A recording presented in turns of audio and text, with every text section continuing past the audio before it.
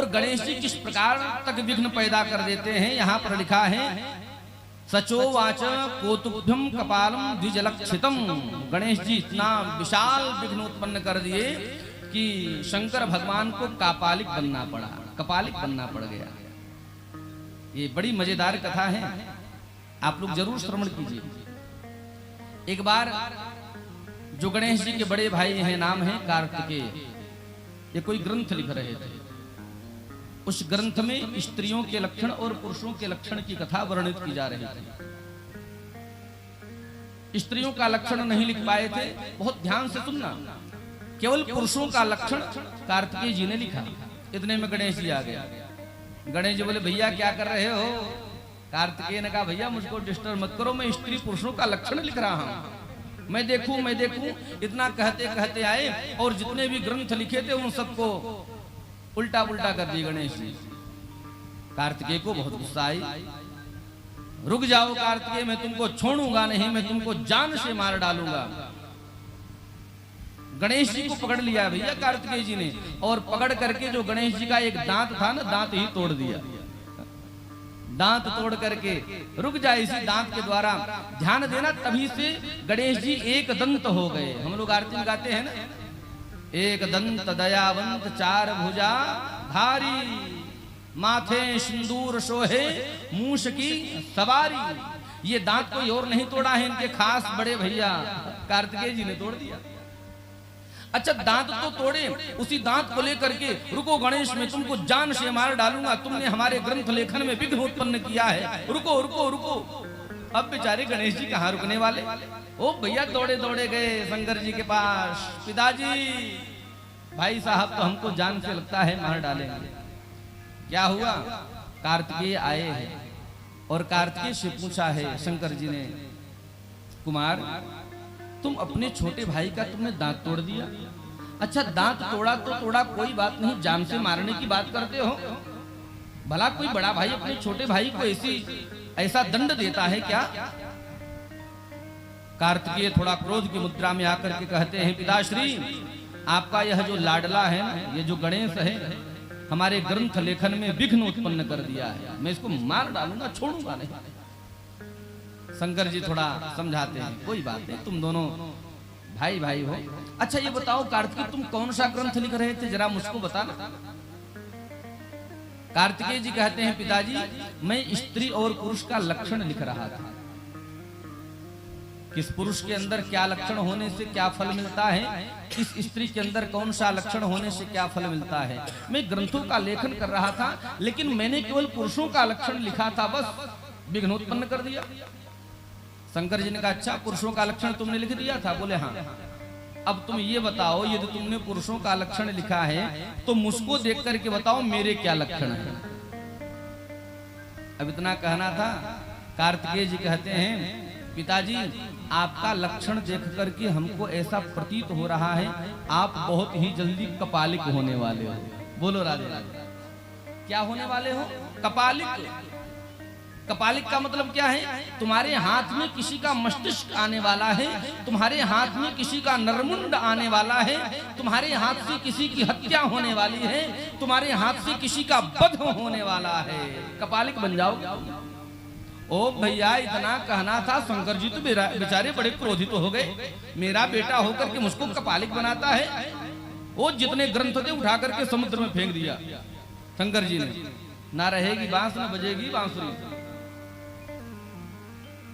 इतनी घटना घटने के बाद आज शंकर जी और ब्रह्मा जी एक सभा में मिले।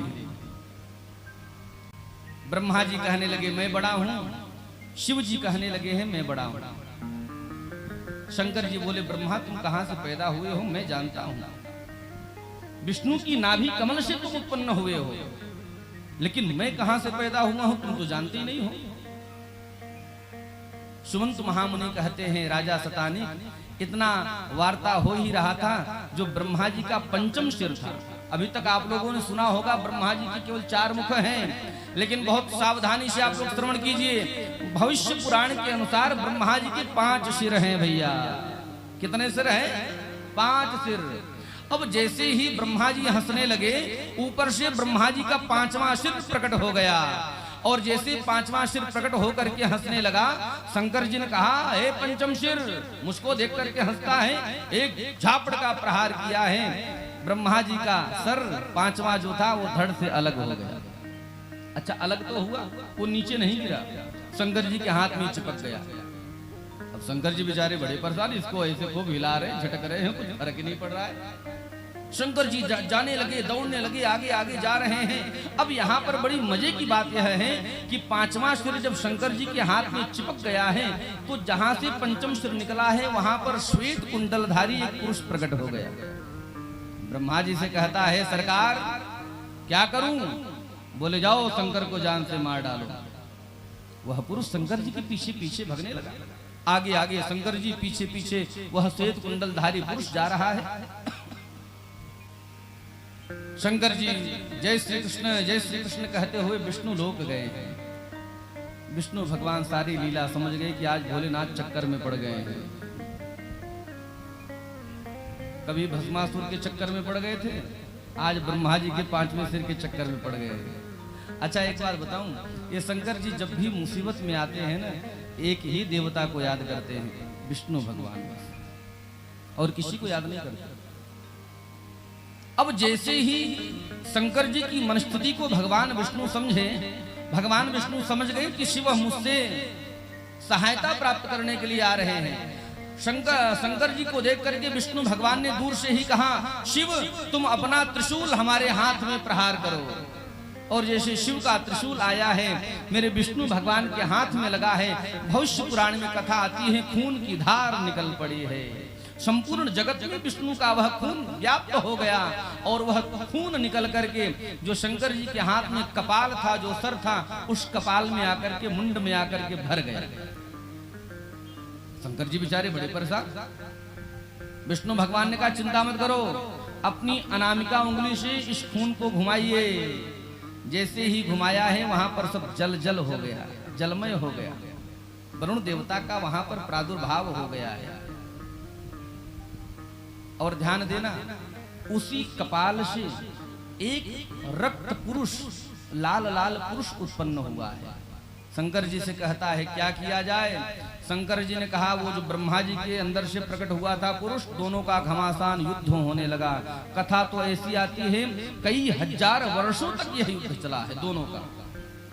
जो ब्रह्मा जी के शरीर से पुरुष प्रकट हुआ था, और जो शिव जी के कपाल से पुरुष प्रकट हुआ था, दोनों में बहुत घमासान युद्ध होता है। विष्णु जी ने आकर के समझाया है, भैया लड़ाई का कोई सारांश नहीं निकलने वाला है, वापस कर दिया। जो ब्रह्मा जी के शरीर से पुरुष प्रकट हुआ था, वह सूर्य को प्रदान कर दिया, और जो शिव जी के शरीर से पुरुष प्रकट हुआ था, उसको इंद्र को प्रदान कर दिया है। दोनों को शांत कराते हैं। ब्रह्मा जी कहते हैं, मुझसे गलती हो गई। शिव जी कहते हैं, मुझसे गलती हो गई। इतनी बातचीत हो ही रही थी, कार्तिकेय और गणेश आ गए। कार्तिकेय ने कहा, पिताजी आपने हमारे ग्रंथ को जो समुद्र में डाला था, उसका परिणाम यह है, तुमको भुगतना पड़ गया। देख लिए कि नहीं? हमने जो ग्रंथ लिखा था, ग्रंथ हमारा झूठा तो नहीं हुआ। मैंने बोला था तुम कपालिक बनोगे, बन गए कि नहीं बने? शंकर जी ने कहा, वो तो ठीक है, लेकिन इससे मेरी मुक्ति कैसे हो? ये हाथ से तो छूट ही नहीं रहा है। ब्रह्मा जी ने कहा, इसके लिए तुमको कपाल क्रिया करनी पड़ेगी। और ये कपाल क्षेत्र कहाँ पर है? कुछ लोग ऐसा बताते हैं, बद्रीनाथ के पास में यह क्षेत्र है जहाँ पर कपाल क्रिया किया जाता है। अब वैसे भविष्य पुराण में तो स्थान का नाम नहीं बताया गया है, लेकिन ब्रह्मा जी कहते हैं आपको कपाल क्रिया करनी पड़ेगी, तब मुक्ति मिलेगी। शंकर जी कपाल क्रिया करके मुक्त हो गए। समुद्र को बोलते हैं, समुद्र, मैंने तुम्हारे अंदर जो ग्रंथ फेंके हैं ना, उस ग्रंथ को लेकर के आओ, ग्रंथ का निर्माण करो। समुद्र ने कहा, ग्रंथ का निर्माण तो कर दूंगा, लेकिन वह ग्रंथ हमारे नाम से जाना जाएगा। और तभी से उस ग्रंथ का नाम पड़ गया सामुद्रिक विज्ञान। बोलो राधे राधे। सामुद्रिक विज्ञान नाम का एक ग्रंथ है, जिसमें स्त्री पुरुष का भली भांति लक्षण बताया गया है। गणेश जी कहते हैं, पिताजी हमारा भी तो निराकरण करवा दो, ये मेरा जो एक दांत तोड़ दिए हैं, इसका क्या होगा? कार्तिकेय बोले, जो टूट गया है वो तो लगेगा नहीं। शंकर जी ने कहा, कार्तिकेय आज के बाद तुम गणेश को परेशान मत करना, कार्तिकेय ने कहा मैं तो परेशान नहीं करूंगा, लेकिन गणेश को मैं उनका दांत वापस तो कर दूंगा, लेकिन हमारी एक शर्त है। शर्त क्या है? बोले गणेश अपने हाथ को, अपने दांत को जब तक हाथ में लेकर के रखेगा तब तक तो कोई बात नहीं, और गणेश जैसे ही अपने दांत को छोड़ेगा जल करके भस्म हो जाएंगे गणेश। आज भी आप मंदिरों में जाकर के देखो, गणेश जी अपना दांत अपने हाथ में पकड़ करके रखे हैं, क्योंकि ऐसा वरदान है, ऐसा एक प्रकार से आप शाप कह सकते हो कुमार कार्तिकेय का। गणेश जी जैसे ही दांत छोड़ेंगे भस्म हो जाएंगे। बोला गया है कोई उपाय है बचने का? बोले तुम चतुर्थी का व्रत करो। सर्वप्रथम गणपति जी ने, गणेश जी ने चतुर्थी का व्रत किया है, तब जाकर के इस शाप से उनको मुक्ति मिली। इतनी बड़ी महिमा चतुर्थी की कही गई है। और ध्यान रख लेना, आज भी हमारे लोगों का मान्यता है, हमारे दादा दादी, हमारे माता जी, हमारे बूढ़े लोग, सभी की यही मान्यता है। जीवन में आपके बहुत विघ्न उत्पन्न हो रहे हैं, आपके बने बनाए काम बिगड़ जाते हैं, आप गणेश जी का पूजन करो, आपके सारे कार्य सफल हो जाएंगे। बोलो राधे राधे। चतुर्थी की महिमा है।